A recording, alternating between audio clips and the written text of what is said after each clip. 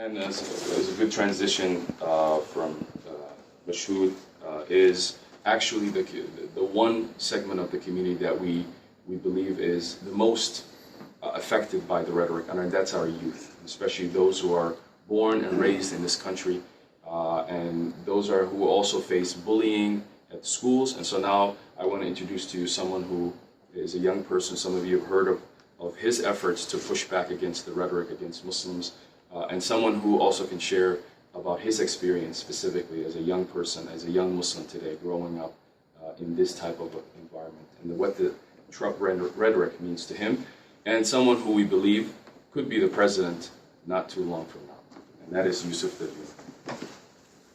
My name is Yusuf Dayoud, Yusuf Dayour.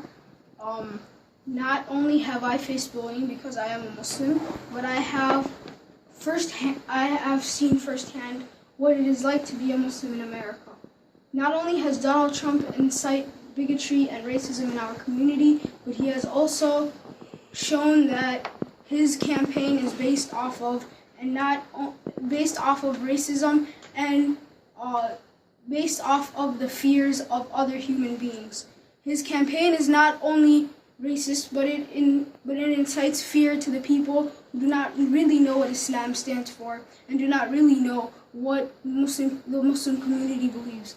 Donald Trump not only does he pry on the fear of poor people who do not know what Islam is and do not have any interaction with Muslims, but he crawls on this fear of people who do know Muslims and cause them to be afraid to interact with Muslims. That is all I have to say. Thank you very much. We'd like to ask the young man, Yes. youngest here, would you mind telling us how some of these bullying incidents have happened, and has it gotten worse since Trump has been running for president? Well, once there was this kid who, I was just walking down the hall just right after school had ended, and this kid said, "Hey," and I was just walking, and I was like, "Oh, hello," and he said, "Why do your people attack us for no reason?"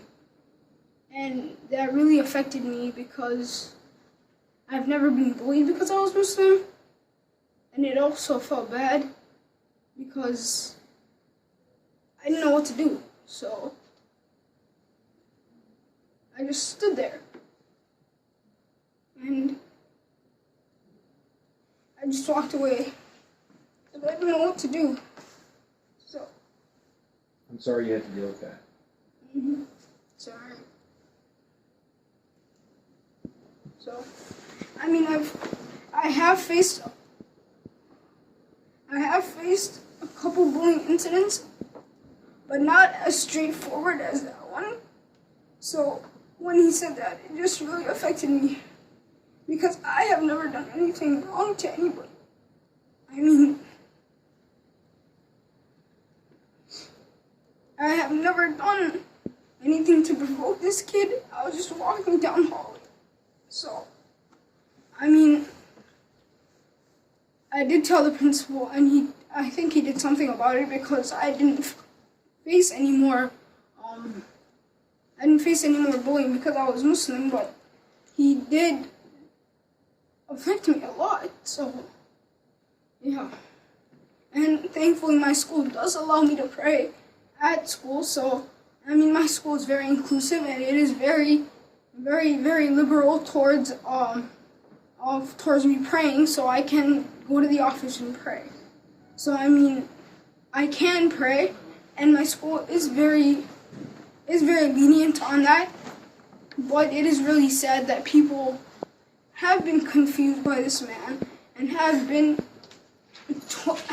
pointed in the direction that all Muslims are terrorists, which is really, really sad, because terror is not meant for one religion. Terrorism is the act that you inflict terror on someone. So all people are able to commit terror.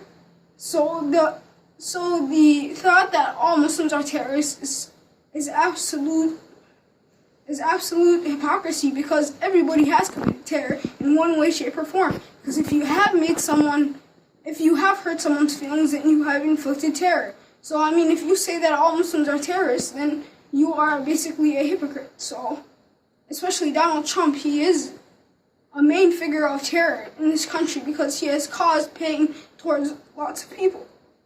So if you want to say that all Muslims are terrorists, you must realize what the definition of terrorism is. That's all I have to say. Thank you very much, sir. Young man, how old are you? I'm turning 13 on the 25th. Okay, and what grade are you in? I'm going to 8th grade. Okay. Thanks very much. I really appreciate that. I think you saw probably the most vulnerable segment of our community that has to deal with and has to process a lot of this conversation, this rhetoric.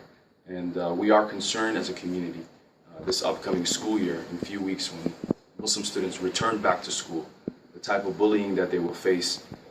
And this past summer, I have had a chance to meet with a lot of young Muslim youth across the state of Minnesota through my outreach, and especially during Ramadan. And many of them have shared with me that they are being bullied at school. And now, as we head toward probably the most contested or to the heat of the upcoming election, it is critical to recognize that these rhetoric do affect our community, and they do incite people and incite young people to act against Muslims. And unfortunately, that has already been happening, but with this current rhetoric coming from this campaign, from Trump's campaign, it will increase those acts. So I think this is an evidence that you can see from one incident.